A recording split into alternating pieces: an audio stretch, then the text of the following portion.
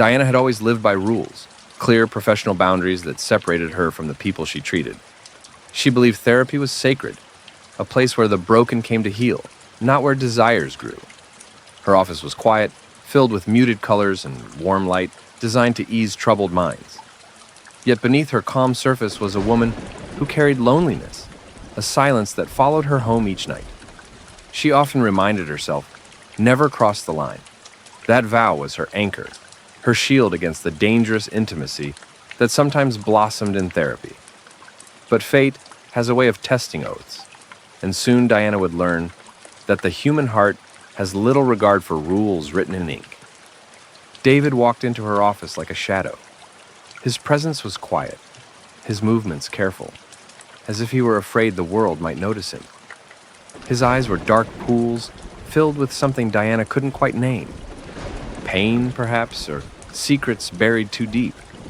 He spoke little at first, his voice low and hesitant, but each word carried weight. "I can't sleep," he confessed.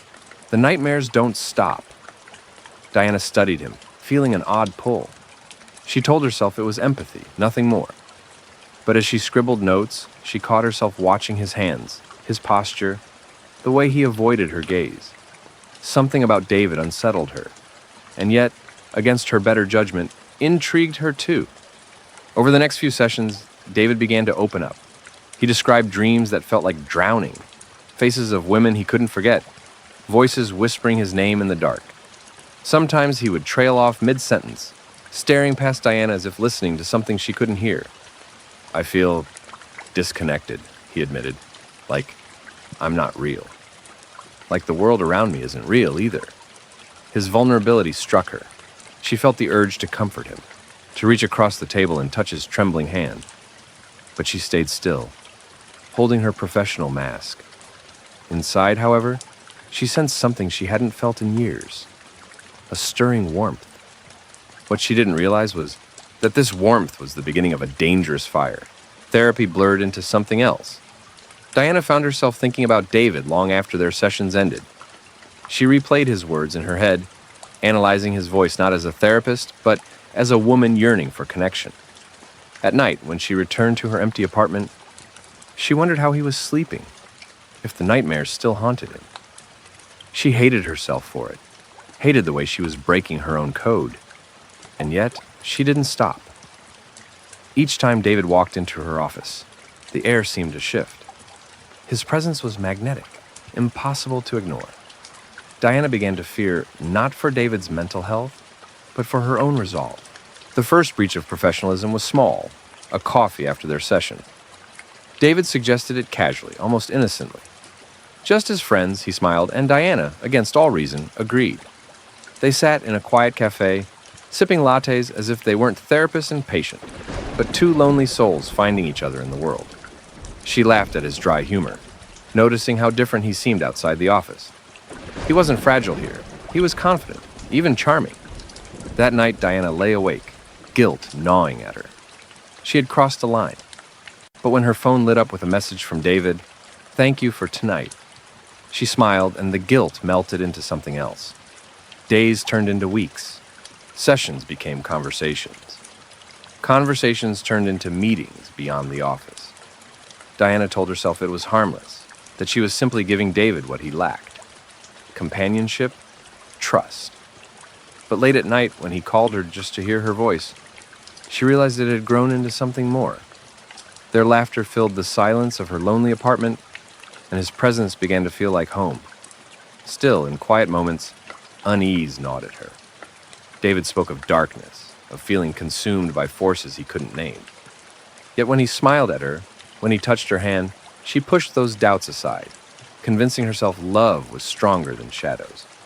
Diana's conscience screamed at her. She had betrayed her oath, her profession, everything she once stood for. Each morning, staring at herself in the mirror, she whispered, "You are not supposed to love him, but the heart doesn't listen to rules." David's voice, his eyes, his vulnerability, they consumed her thoughts.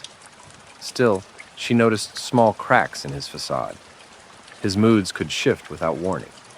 Soft one moment, sharp and cold the next. She dismissed it as trauma, symptoms of his illness. And when guilt rose too heavy to bear, he would hold her close, whispering, "You're the only one who understands me." And she believed him, even when she knew she shouldn't. One night, while David slept beside her, Diana heard him murmuring. His voice was low, broken by breath. He repeated names, female names. Anna, Claire, Jessica. Diana froze. At first, she thought it was just nonsense from a restless dream. But there was something chilling in the way he whispered, like prayer, like remembrance. She told herself not to panic, not to overthink. But the next morning, as she walked through town, she saw a missing person flyer taped to a post. The girl's name was Anna. Diana's heart skipped. She forced herself to look away, convincing herself it was coincidence. But doubt had begun to creep into her love, like a shadow slipping under the door. Diana tried to ignore it, but signs began to stack. News reports of missing women caught David's attention more than they should have. He asked peculiar questions. Do you think some people deserve to disappear? Or, do you believe evil can live inside someone and never leave? His eyes lingered on her as he spoke, as if measuring her reaction. The warmth of their relationship began to feel tainted, an undercurrent of unease beneath each touch. Diana wanted to believe in him, to believe her heart hadn't led her astray. But in quiet moments, when she remembered the whispered names, a chill ran through her veins. Something about David didn't add up. David could be everything she wanted. Gentle, thoughtful, attentive. But sometimes, without warning, his smile would vanish, replaced by an expression she didn't recognize. His eyes would grow distant, his words sharp and biting. Once, when she pressed him about his late-night disappearances, he snapped, "You wouldn't understand." The outburst was brief, but it lingered with her. Yet hours later, he showed up at her door with flowers. Apologizing, tender again. Diana told herself it was trauma, that healing wasn't linear. She clung to the man who kissed her forehead and whispered promises. But beneath that charm, darkness lingered. A darkness she was too afraid to name. It was subtle at first. Scratches along his arms, faint bruises on his knuckles. Diana asked, and David brushed it off with excuses. Got into a bar fight. Cut myself working. But the blood on his shirt one night told another story. He was distant, restless, pacing the room like a predator in a cage. When she tried to soothe him, he pulled away. Later, watching him sleep, she noticed how peaceful he looked, like the world's chaos melted when his eyes closed. Yet she couldn't shake the thought. What if that chaos wasn't just in his head? What if he carried it out into the night and left pieces of it behind? One evening, curiosity overcame fear. While David was out, Diana searched his apartment. She felt like a criminal, her heart pounding with every drawer she opened. At first, she found nothing unusual. But then, beneath his bed, she discovered a locked box. She broke it open with trembling hands, and her world shattered. Inside lay trinkets, jewelry, scarves, even a single shoe, items that meant nothing to her, until she recognized faces from missing person reports, photographs of women smiling in life, now haunting her from within the box.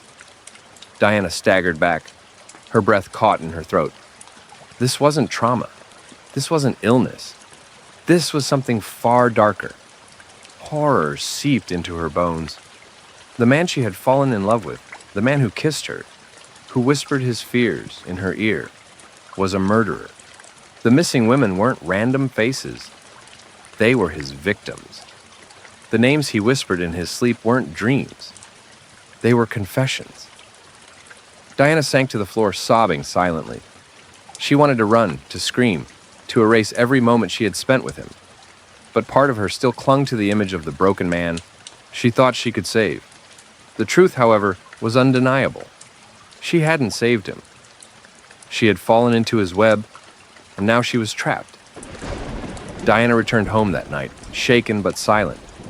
When David called, she answered with forced cheer, pretending nothing had changed. Each word felt like poison on her tongue, but she knew she couldn't reveal what she had discovered, not yet. Her fear was constant, coiled tight in her chest. Every time he touched her hand, she flinched inside. Every kiss felt like a lie she had to endure. She lived in silent terror, watching him carefully, pretending to love the man she now feared most. The hardest part was knowing he could sense her unease, and that at any moment, her mask might slip. It happened one night when she couldn't hold it in any longer. Diana confronted David, her voice trembling. "Those things. The box under your bed. Tell me it isn't true." For a moment, his face was unreadable. Then, slowly, his mask fell. His voice grew cold. "You weren't supposed to see that." He didn't deny it. Instead, he spoke with chilling pride. "They never mattered. They were noise. But you're different." His eyes locked on hers, and she saw not a broken man, but a predator, unmasked. Diana's heart pounded.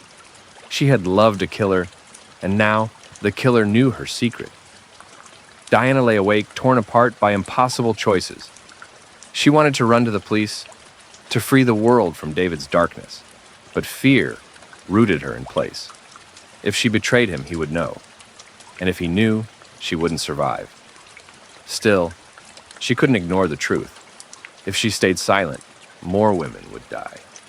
Every memory of their love twisted like a knife inside her. She wondered if any of it had been real, or if she had been his pawn from the beginning. She had to decide, protect him out of love, or stop him out of duty. Both choices would destroy her. David grew suspicious. He began watching her more closely, his questions sharper. "You've been quiet lately. Are you hiding something from me?" His charm turned to control, checking her phone, following her when she left. Diana played her role carefully, forcing smiles, feigning love, but inside, terror gnawed at her. She lived in constant tension, never knowing if he would turn violent. Each night, when he kissed her goodnight, she wondered if she'd wake up alive. She was no longer his lover. She was his prey. The game had begun, and she was caught in the middle of his dangerous suspicion. Diana knew she couldn't keep up the act forever. She contacted the police secretly, her messages hidden under the guise of work emails. Every step was a risk. If David discovered her, she wouldn't live to regret it. She studied him, using her knowledge of psychology to anticipate his moves. She kept him calm, feeding his ego, pretending she believed his twisted love. But behind her smiles, she was building her escape. She knew the timing had to be perfect. One wrong move, and he would silence her the way he had silenced all the others. It came suddenly. One evening, David's voice was colder than ever. "You know too much, Diana." He looked at her with eyes stripped of affection, only hunger. She realized then she wasn't his lover anymore. She was his next victim. Panic surged, but she forced herself to stay calm. She played into his delusions, using her training to manipulate his thoughts, to buy herself time. When he least expected it, she triggered the trap. Her phone call already placed to the police, her location shared. Sirens pierced the night as David lunged toward her, fury blazing in his eyes. Police stormed the apartment, dragging David away as he thrashed and roared. Evidence spilled out. Photos, trinkets, proof of his countless crimes. Diana watched from the corner, trembling, her body still frozen in terror. David's eyes found hers as he was cuffed, a twisted smile cutting across his face. "You'll never forget me," he hissed. He was right.